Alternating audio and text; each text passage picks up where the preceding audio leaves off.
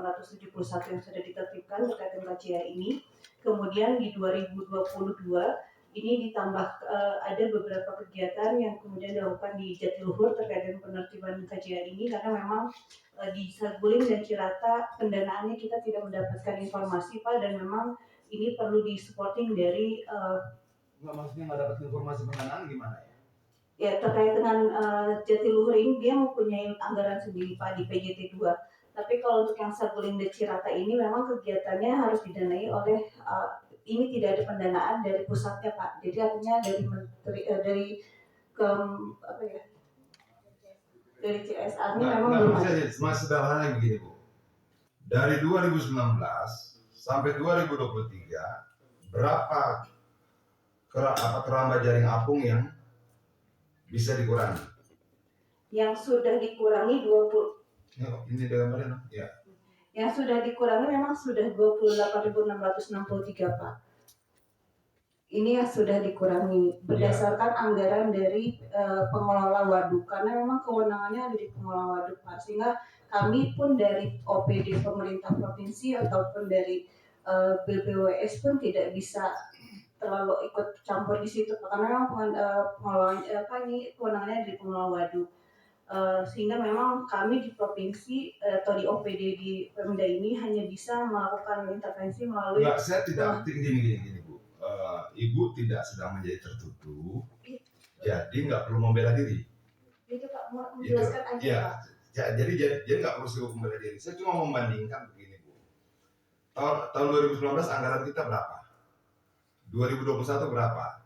2022 berapa? Kalau dari baku mutu air dia meningkat, semakin buruk. Dalam 5 tahun dia turun 3,5% sekian. Kalau enggak dibuka. Capaian kondisi ekosistem penanganan KJA juga tidak maksimal.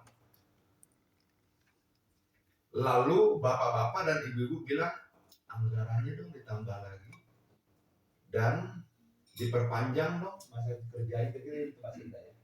Tujuannya kan nggak masalah. Tapi bisa nggak tunjukin prestasinya? Kalau tidak ada prestasinya buat apa? Coba kita lihat baku mutu air tadi. Ini kan per tahun kalau rata-rata kita buat cuma 5.000 keramba yang bisa dikurangi. Dengan sekian triliun.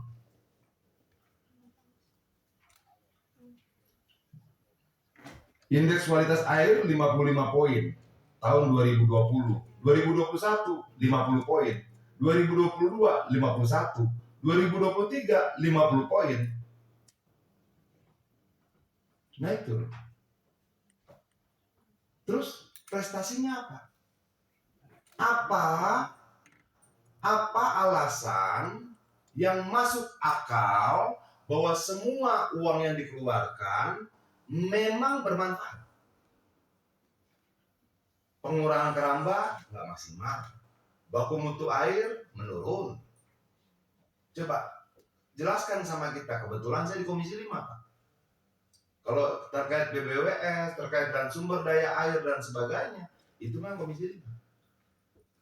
Tapi berikan saya alasan bahwa Pak, turunkan sekian triliun, mutu airnya naik. Turunkan sekian triliun, kerambanya berkurang. Turunkan sekian triliun, sampahnya.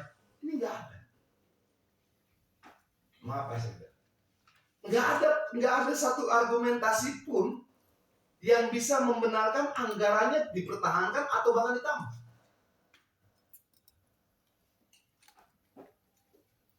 Kan kita bicara kemarin di sini kan salah satunya kan bicara tentang bagaimana peluang penambahan anggaran. Kebetulan Badan Aspirasi Masyarakat itu Pak Sekda, dia terdiri dari perwakilan fraksi-fraksi dan komisi-komisi.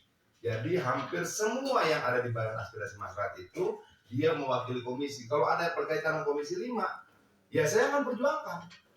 Yang berkaitan dengan Komisi 2, Pak Habib ya, Komisi 4 ya. Yang berkaitan dengan anggota ya Pak Habib yang perjuangkan. Memang demikianlah struktur Badan Aspirasi Masyarakat itu dibuat. Sehingga ketika kita kumpul semua balik komisi masing-masing membawa persoalan-persoalan dibicarakan dan diselesaikan. Kira-kira seperti itulah gagasannya Badan Aspirasi Masyarakat ini dibuat.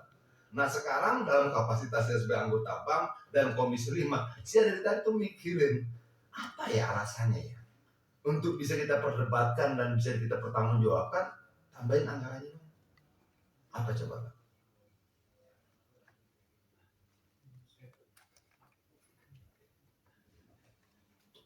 Terima kasih Pak. Mungkin ini nanti yang akan bisa lebih menjawab itu penyelenggara anggaran. Saya sebagai ketua harian mengkomunikasikan, mengkoordinasikan. Iya. Itu Pak. Penanggung jawab pengguna anggaran siapa? Izin Pak, Ya. tambahan Pak Adi ya. Iya. Titik berat anggaran untuk Citarum Harum itu dari lintas kementerian. Namun demikian kami juga di Pemprov ada penguatan walaupun relatif terbatas karena das Citarum ini langsung dibawa koordinasi. Iya tadi sudah kita bicarakan. Nah kalau kita lihat Pak, coba teman-teman ke itu dulu ke progres setiap tahun ya, dan kemudian saya sandingkan dengan anggaran Pak. Terus satu lagi belakang ya, sebelumnya ya di tahun 2018 ini kualitas air itu 33 Pak, 0,43 poin. Iya.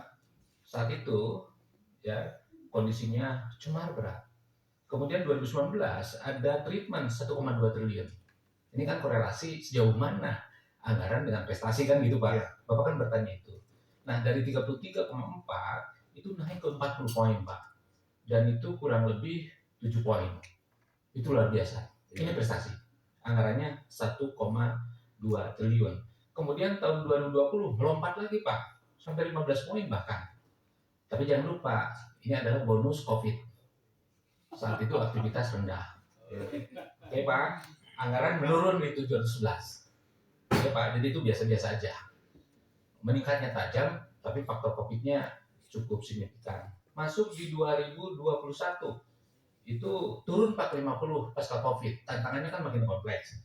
Anggarannya di 2021 itu 1,3. Nah, dari tahun 2021 sampai 2024 itu lebih ke bertahan, Pak. Turun. Iya, turun tapi ada naik lagi di ujung. Jadi average ini bertahan.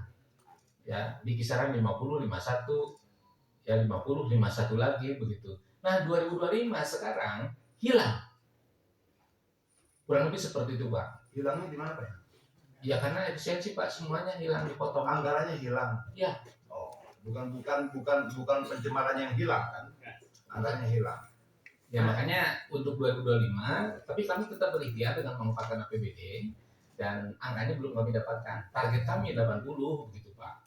Iya, setuju Pak. Saya tidak menolak targetnya. Ya. Tapi yang saya perdebatkan di sini adalah sejauh mana kucuran anggaran itu berdampak. Bersyukurlah bahwa kita punya kambing hitam hampir di semua peristiwa kegagalan dengan COVID.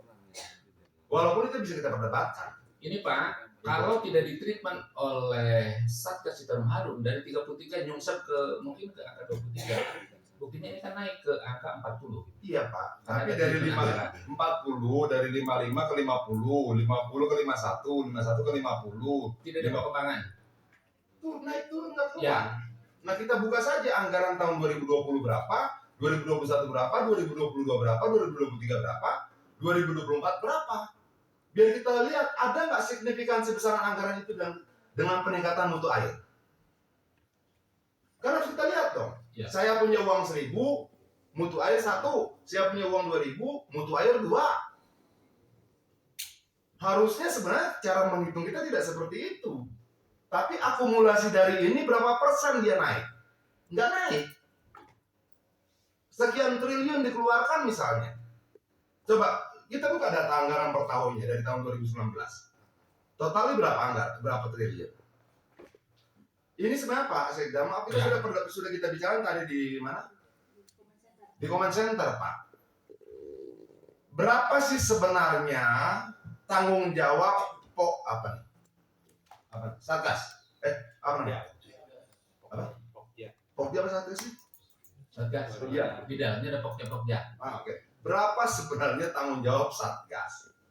600.000 hektar katanya.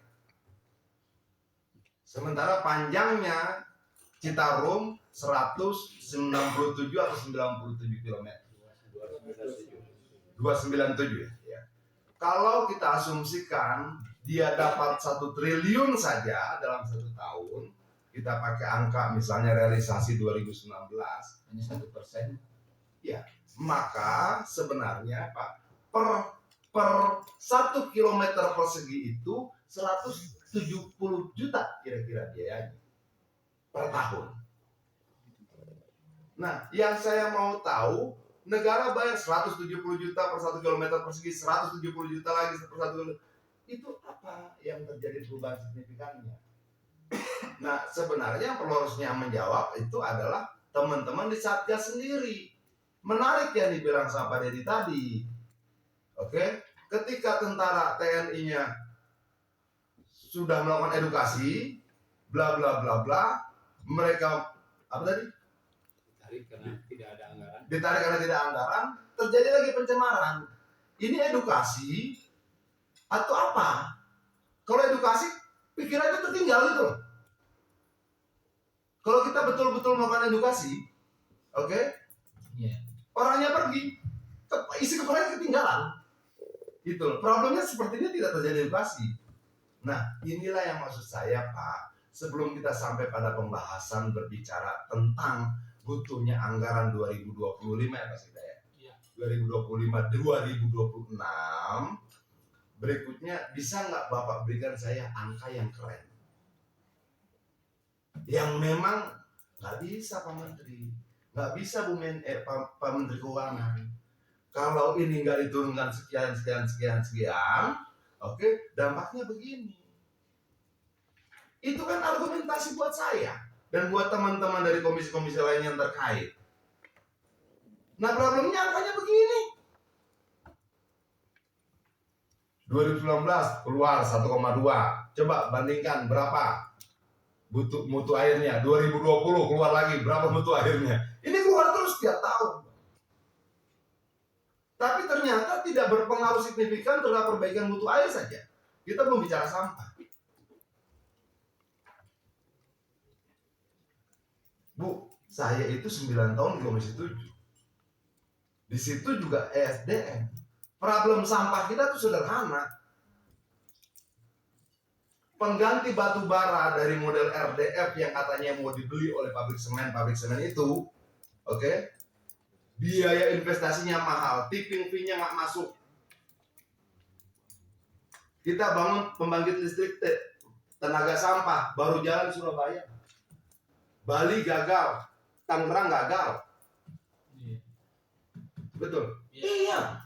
Saya sudah sampai menghadap Presiden agar Tangerang dijalankan karena PSN. Saya bilang, malu Pak Presiden, Bapak yang teken ini. Kenapa gagal? Ya, nggak jelas tipping fee-nya. Sekian dicek lah untung. PLN belinya murah. Waktu COVID, saya di Komisi 7 pakai enggak. Oke, semua pembangkit listrik yang bisa diperbaharui, yang terbaru dan terbarukan, dikurangi produksinya. Yang tidak dikurangi produksinya itu pembangkit listrik dari solar dan dari batu bara. Artinya ini problem keberpihakan negara terhadap energi terbarukan. Teknologi RDF-nya ada kok.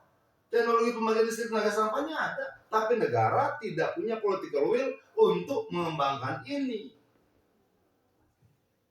Jadi bukan teknologi tidak ada. Nah, yang harus didorong adalah political will negaranya itu. Dan itu bisa sebenarnya dimulai dari tingkat provinsi. Karena Surabaya itu saat itu berani sekali. Dia jalanin, dia ambil resikonya. Itu. Nah, kita kembali begini Pak, tolong nanti kirimkan data-data yang bagus. Yang berikan saya itu argumentasi itu nggak terbantahkan ketika rapat kerja gitu loh. Bisa. Jangan ini Pak. Ini malu kita ngomongnya. Ini yang jujur Pak. Apa? Ini yang jujur. Saya bilang tetap jujur juga Pak, tapi jujur. Cerdas. Ini coba Bapak lihat ini. Ya memang. Iya. Apa kita masih bisa perdebatkan banyak Pak. Kalau misalnya kita mau hitung detail sekali segala macamnya. Saya mau periksa tumpang tindih anggaran BBWS dengan Satgas ini gimana? Karena BBWS BPWS punya anggaran, oke, Satgas punya anggaran, anggaran BPWS itu dari kementerian, anggaran Satgas itu dari sekian banyak nih. APBD provinsi 1,52%, APBN 95,51, APBD kabupaten kota 2. Kan ini kan? Ya. Di sini kan? Iya. Tidak tumpang tindih kalau itu Pak. Lu bukan. Oke, kita buka tadi yang berapa jajar itu, kiri kanan itu. Yang mana tadi apa itu? Biar kita lihat Pak tumpang tindihnya gimana. Saya mau tahu. Kalau kemudian kita penanganan lahan kritis, memangnya BPWS tidak melakukan hal yang sama? Oke, apakah dari 50.856 hektar ini BPWS tidak melakukan hal yang sama di tempat yang sama? Tapi lokasinya berbeda. Oke, bagaimana kita mengujinya? Ya. Itu loh. Penanganan air limbah domestik, penanganan limbah industri, penanganan limbah peternakan dan sebagainya. Apakah Kementerian Lingkungan Hidup tidak melakukan hal yang sama? Nah, saya mau kita nggak tumpang tindih, Pak. Saya mau ini sudah dikerjakan, oke, anggaran dari sini, jangan diambil anggaran dari sini ke sini lagi. Laporannya sama. Kita tahu bahwa koordinasi di pusat itu mereka tidak duduk bareng antar kementerian. Oh ini begitu kita amprokin kok tempatnya sama. Nah itulah yang terjadi selama ini kan. Di berbagai kementerian ini sama. Nanti kita periksa. Ini kan laporan dari Satgas, laporan BPWS nanti dikirim. Kita amprokin aja. Oke, 50.856 hektar ini koordinatnya mana? Kita tanya sama BPWS, koordinat kalian mana? Jangan-jangan sama. Atau beririsan area intersectionnya. Nah, perbaiki dulu datanya, karena akhir tahun tuh Bang ya, kita sudah melakukan pembahasan anggaran berikutnya. Enak Pak. Tapi dengan data ini, siapapun yang memperjuangkan kelak akan dipermalukan. Itu loh. Saya tidak bilang harus tidak jujur Pak Sekda. Tetap jujur. Itu loh. Entah bagaimana caranya. Karena begini.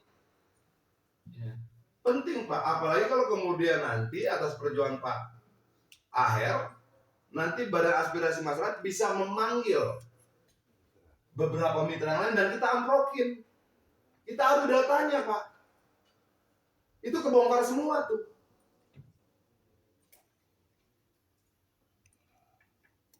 Begitu Pak Dedi. Terima kasih Pak Sekda. Ya, tepuk tangan.